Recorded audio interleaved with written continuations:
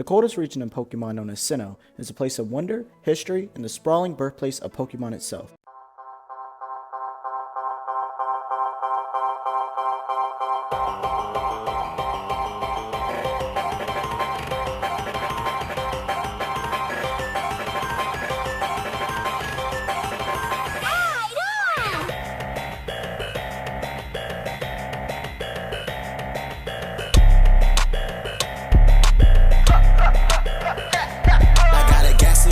I got a Pikachu up on my back, a Gassy on my side, I got a Pikachu up on my got a Gassy on my side, I got a Pikachu up on my back, a Gassy on my side, I got a Pikachu up on my back. I'm missing nowhere it's cold. It's about 100 below. Pokemon, we on go. Yeah, you know that we on go. I be freezing in that region. I be freezing in that region. I be freezing in that region. I be freezing in that region.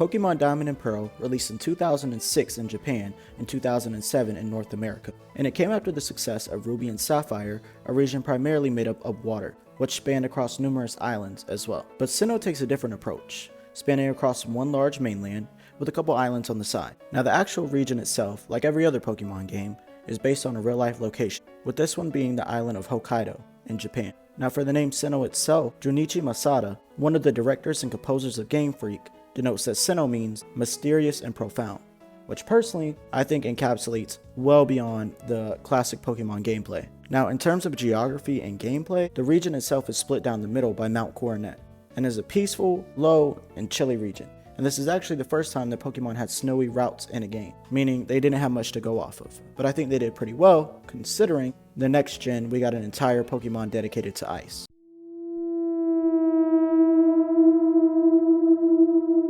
Now Sinnoh's climate isn't totally freezing, but it's located more north than any other region. And so the closer north you are, the colder it gets. And with the constant snowfall in Sinnoh, you have towns like Snow Point City, which are completely covered in snow. Which, side note, I think really adds to the environment because it requires the Pokemon to adapt and even the people. Now this generation existed before regional forms, but I think this would have been a good opportunity for Game Freak to kind of create that for this region, considering it is one of our colder regions. I think like Pokemon with longer fur or longer nails, or just Pokemon that you can tell are adapting to their environment, I think that would have been a really cool note. Now Sinnoh isn't all too different from Hoenn. It is very rich in water, although not divided like Hoenn. It features many lakes with Acuity, Valor, and Verity being the main three, which of course are guarded by these three little Pokemon. So cute! Now what really makes Sinnoh stand out from other regions is its mining culture and small town atmosphere, which I heavily relate to. Not the mining, of course.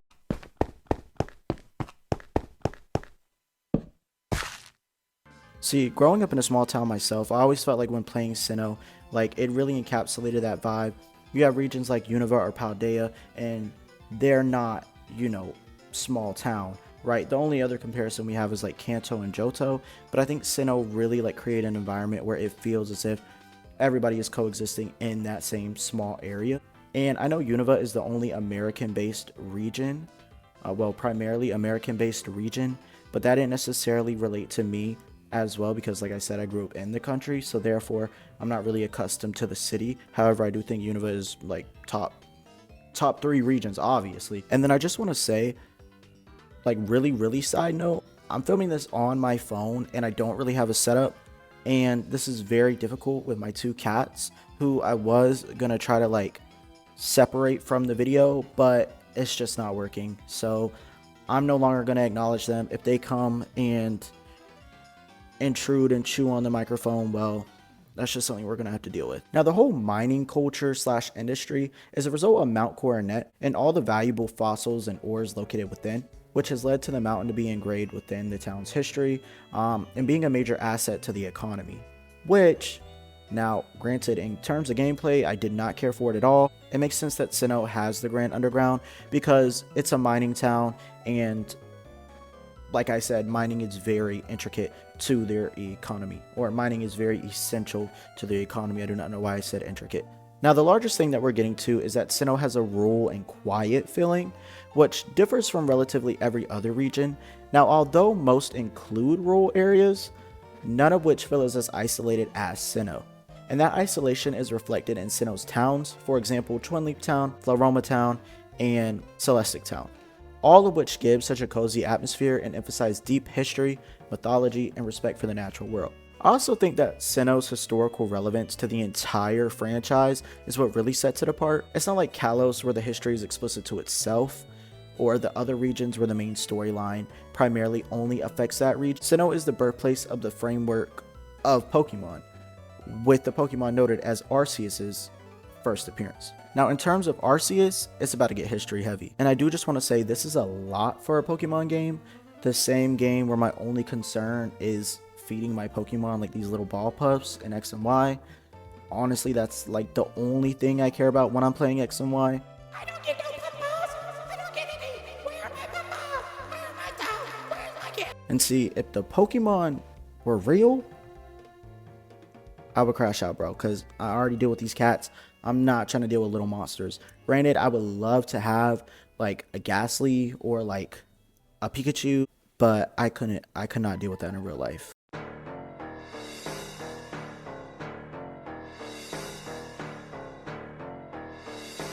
They ain't heard about Arceus? Yeah, you heard about Arceus. I'm about to let you know you heard about Arceus. I'm about to let you know you heard about Arceus. I'm about to let you know. I'm about to let you know. It's a legendary Pokemon, 100,000 for him to show. If you try to find him, know he high, cause he in the snow. He sit above, all up in the crown, yeah, shining down on the lake, trio now. So basically, there was an egg, and out that egg came Arceus. After emerging, Arceus created the fabric of reality itself, making it the creator of the Pokemon world. To help shape the universe, Arceus made some companions. The first was Dialga, the ruler of time, who controls time, past, present, and future.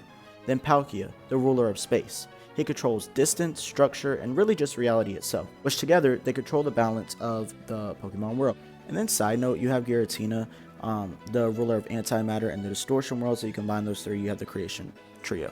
Now, Arceus didn't stop there. He created Uxie, Mesprit, and Azelf.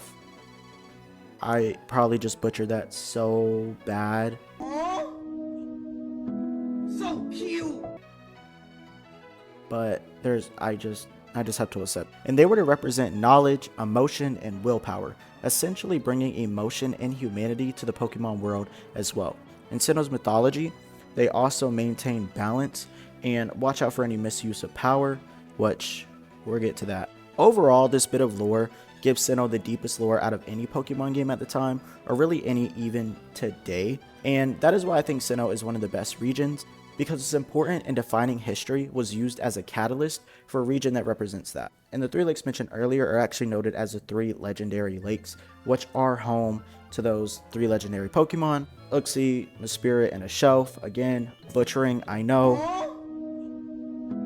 So cute. And then referring to like historical places in Sinnoh and its mythology, you also have the Celestian Ruins, which contain ancient writings about Sinnoh's mythology, and the Celestic Ruins, which contain imagery of Dialga and Palkia. Which all of this in reference to the Sinnoh region is to just show how deeply it is woven into Sinnoh and how like the historical relevance is manifested within the game itself. And I think that is a large part of why I consider and many others Sinnoh to be the best region, because you can tell that Game Freak really took a lot into building a region based off of history, not just based off of geography or like consistency with the pre-existing location. But Sinnoh's history is not just within like existing locations in the game, it's also the people itself. You have Professor Rowan and Cynthia as 2 prime examples.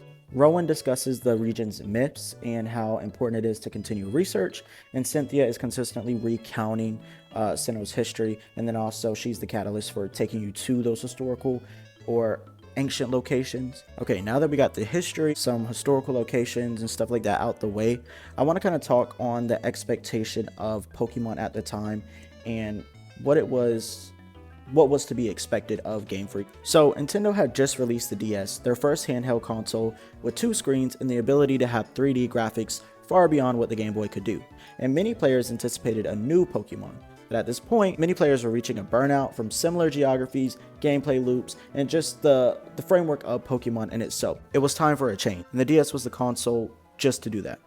But unfortunately, the release of Diamond and Pearl was not to the greatest reception, and as you look back on it today, it is even less of a great reception. Although there was burnout from Pokemon, I don't think that is the main reason as to why Diamond and Pearl were not, received as greatly. I think that although that was a huge factor, there were many other things involving the game that we can look back on today and kind of understand what was it was kind of like Game Freak with this release re-emphasized the burnout a little bit due to how they created Diamond and Pearl. I don't really know a good word. One of the main issues was the lack of fire types, which side note, and I love doing side note, don't really think is a negative. I think it kind of adds to that immersion.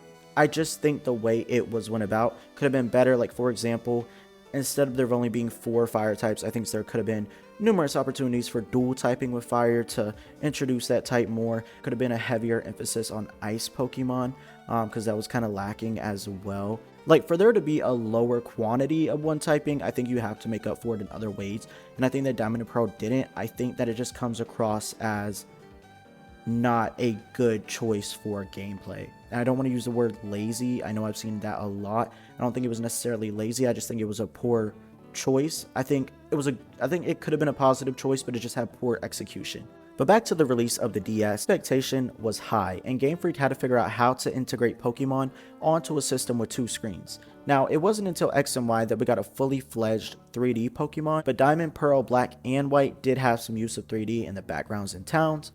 I have to completely reset this whole filming setup because of this cat. But back to what I was saying, expectations were high. And this is all noted because I feel like a lot of the qualms and burnout of Pokemon at this point overshadow one of the greatest regions in lore we've gotten. And I think all Brilliant Diamond and Shining Pearl did was kind of overshadow it even more. They overshadowed it in such a negative light that a lot of people won't even revisit Gen 4 just due to the issues with the gameplay, the remakes. And I know Platinum was kind of like the saving grace of the region at the time, but it's kind of hard when, Platinum is the 3rd version and the remakes include nothing from the 3rd version. Now, Sinnoh is not perfect by any means. No region is, but I think Sinnoh really stands out in some negatives more than it can in positives sometimes. But personally, things that I would have liked to see, I wish that Game Freak had took it to the next level with immersion. Sinnoh is notoriously cold, but the region only felt that way in select parts. Now, I know in Platinum they added more snow, and I know there would be gripes of it being too much snow, but I think every Pokemon region since and after has so much geographical diversity that having a few regions be more immersed in their environments would be such a positive.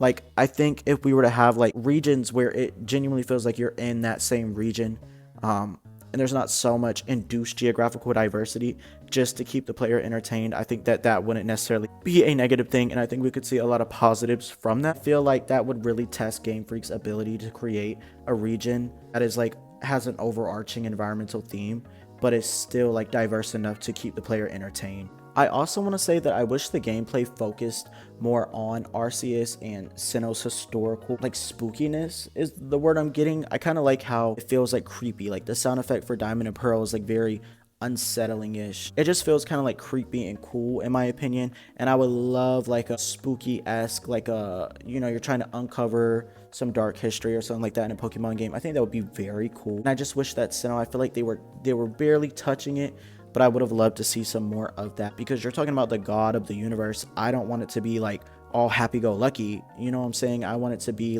oh, this is low-key scary, low-key, freaky. And when I first played the game, I remember going to the library to progress the story, essentially revealing Team Galactic's attacks on the 3 lakes, but also the world building embedded in the shelves. It felt so mystical and almost journey-like to stop by a library and in my head do research on the region and the history and uncover some shocking truth, like I said prior. And I feel like Pokemon lacks a lot of depth when it comes to things like that, especially when they know their audience would like that.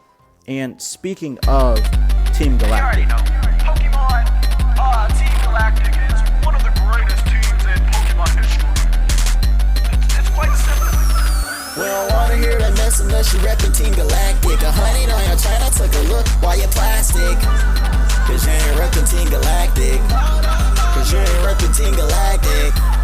They're the main villains of the Sinnoh region, and essentially Cyrus, who's their leader, wants to harness the power of Dialga and Palkia to destroy and recreate the universe, one void of human emotion.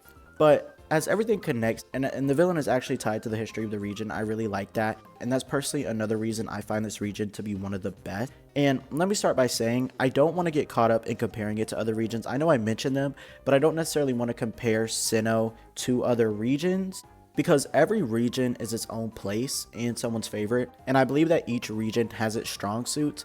I will say though, I feel like Sinnoh, Unova, and Kalos are up there, however. I just feel like they had the most love put in by Game Freak, but that's just my personal opinion. On a personal note, another personal opinion. Like I mentioned earlier, I grew up always in small towns and disheveled communities, and so playing a game where there's so much historical context, like areas where I grew up, and also playing in a region where technological advancement is there, but not like anything compared to other regions, it creates a parallel to how I grew up. Of course, I wasn't living in the 1800s, right?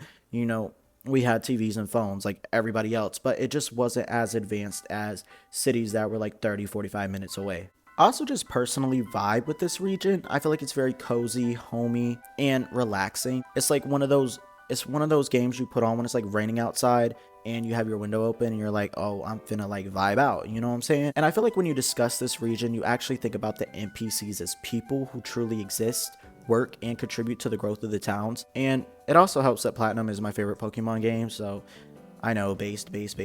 Overall, I think Sinnoh is one of the greatest regions created by Game Freak, and I would love to see more reasons as such. I do think that the remakes have once again foreshadowed an amazing region, but all in all, Sinnoh, if you have no supporters, then I'm gone from the universe. Get it? Universe, Sinnoh, creation of the universe. Can I get a 5 out of 10? But that's really all I have to say. I want to thank you guys so much for watching. I really put in a lot of work to this video. I don't have the best setup because I was like, I don't necessarily want to invest money into something prior to giving it a try. So I'm kind of just testing this out. It's like a little passion project. But I really do thank you guys for watching and tuning in. And I would love if you liked or subscribed or commented. Let me know what I could do better, or let me know your opinions on Sinnoh. What is your favorite region? But this is Meowth. So say hi, Meowth. Say hi.